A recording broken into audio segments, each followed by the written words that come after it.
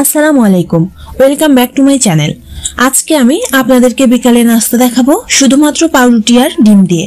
এই নাস্তাটা আপনারা বাচ্চাদের টিফিনেও দিতে পারেন। প্রথমে নিয়েছি 3টা ডিম,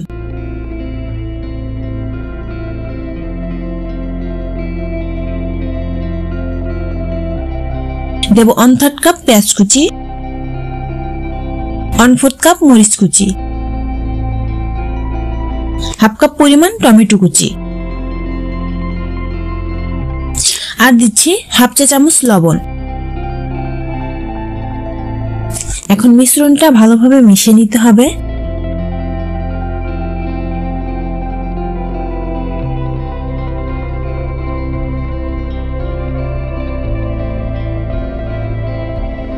আমি এখানে 4 পিস পাউরুটি নিয়েছি।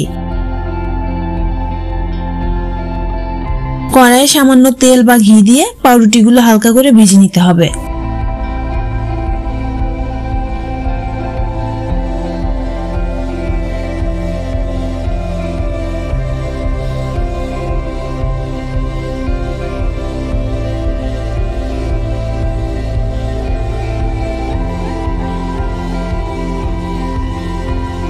তেল গরম হয়ে আসলে ফেটিয়ে রাখা ডিম দিয়ে ওপরে 1 পিস পাউরুটি দিয়ে দেব।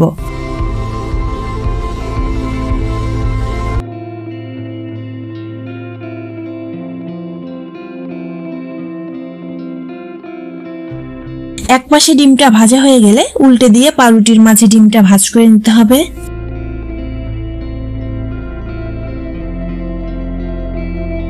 ওপরে আরেক পিস পাউরুটি বসিয়ে উল্টে পাল্টে ভেজে তুলে নিতে হবে।